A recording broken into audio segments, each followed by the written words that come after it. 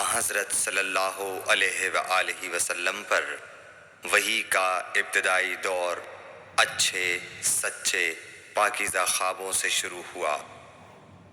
آپ خواب میں جو کچھ دیکھتے وہ صبح کی روشنی کی طرح صحیح اور سچا ثابت ہوتا۔ پھر من جانب قدرت آپ تنہائی پسند ہو گئے اور آپ نے غار حرا میں خلوت نشینی اختیار فرمائی اور کئی دن اور رات وہاں مسلسل عبادت اور یاد الہی و ذکر میں مشغول رہنے لگے۔ جب تک گھر آنے کو دل نہ چاہتا توشہ ہمراہ لیے ہوئے وہاں رہتے۔ توشہ ختم ہونے پر ہی اہلیہ محترمہ حضرت خدیجہ رضی اللہ تعالی عنہا کے پاس تشریف لاتے اور کچھ توشہ ہمراہ لے کر پھر وہاں جا کر خلوت گزین ہو جاتے۔ یہی طریقہ جاری رہا یہاں تک کہ آپ پر حق منکشف ہو گیا اور آپ غار حرا ہی میں قیام پذیر تھے کہ اچانک حضرت جبرائیل علیہ السلام آپ کے پاس حاضر ہوئے اور کہنے لگے کہ اے محمد پڑھو۔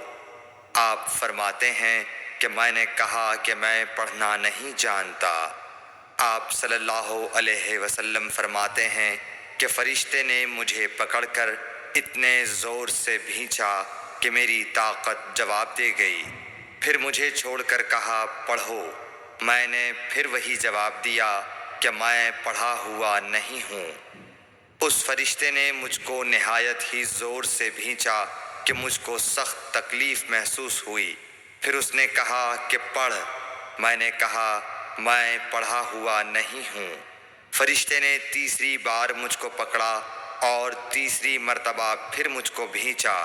پھر مجھے چھوڑ دیا اور کہنے لگا کہ پڑھو اپنے رب کے نام کی مدد سے جس نے پیدا کیا اور انسان کو خون کی پھٹکی سے بنایا۔ پڑھو اور آپ کا رب بہت ہی مہربانیاں کرنے والا ہے۔ بس یہی آیتیں آپ حضرت جبرائیل علیہ السلام سے سن کر اس حال میں غار حرا سے واپس ہوئے کہ آپ کا دل اس انوکھے واقعے سے کانپ رہا تھا۔ آپ حضرت خدیجہ کے ہاں تشریف لائے اور فرمایا کہ مجھے کمبل اوڑھا دو، مجھے کمبل اوڑھا دو۔ لوگوں نے آپ کو کمبل اوڑھا دیا۔ جب آپ کا ڈر جاتا رہا تو آپ نے اپنی زوجہ محترمہ حضرت خدیجہ رضی اللہ تعالی عنہا کو تفصیل کے ساتھ یہ واقعہ سنایا اور فرمانے لگے کہ مجھ کو اب اپنی جان کا خوف ہو گیا ہے۔ آپ کی اہلیہ محترمہ حضرت خدیجہ رضی اللہ تعالی عنہا نے آپ کی ڈھارس بندھائی اور کہا کہ آپ کا خیال صحیح نہیں ہے۔ اللہ کی قسم آپ کو اللہ کبھی رسوا نہیں کرے گا۔ آپ تو اخلاق فاضلہ کے مالک ہیں۔ آپ تو کنبہ پرور ہیں، بے کسوں کا بوجھ اپنے سر پر رکھتے ہیں، مفلسوں کے لیے آپ کماتے ہیں، مہمان نوازی میں آپ بے مثال ہیں اور مشکل وقت میں آپ امر حق کا ساتھ دیتے ہیں۔ ایسے اوصاف حسنہ والا انسان یوں بے وقت ذلت و خواری کی موت نہیں پا سکتا۔ پھر مزید تسلی کے لیے حضرت خدیجہ رضی اللہ تعالی عنہا آپ کو ورقہ بن نوفل کے پاس لے گئیں جو ان کے چچا زاد بھائی تھے اور زمانہ جاہلیت میں نصرانی مذہب اختیار کر چکے تھے اور عبرانی زبان کے کاتب تھے۔ چنانچہ انجیل کو بھی حسب منشائے خداوندی عبرانی زبان میں لکھا کرتے تھے۔ انجیل سریانی زبان میں نازل ہوئی تھی، پھر اس کا ترجمہ عبرانی زبان میں ہوا۔ ورقہ اسی کو لکھتے تھے۔ وہ بہت بوڑھے ہو گئے تھے، یہاں تک کہ ان کی بینائی بھی رخصت ہو چکی تھی۔ حضرت خدیجہ رضی اللہ تعالی عنہا نے ان کے سامنے آپ کے حالات بیان کیے اور کہا کہ اے چچا زاد بھائی، اپنے بھتیجے محمد صلی اللہ علیہ وسلم کی زبانی ذرا ان کی کیفیت سن لیجئے۔ وہ بولے کہ بھتیجے آپ نے جو کچھ دیکھا ہے اس کی تفصیل سناؤ۔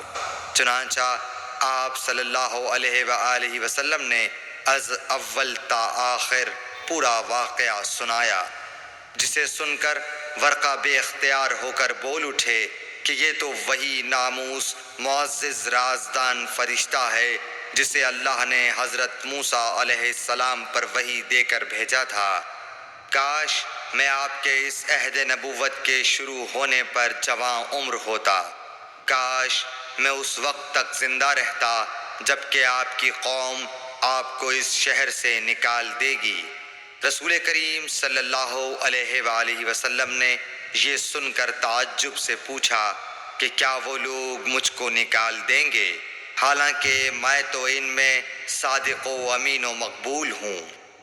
ورقہ بولا، ہاں یہ سب کچھ سچ ہے، مگر جو شخص بھی آپ کی طرح امر حق لے کر آیا لوگ اس کے دشمن ہی ہو گئے ہیں۔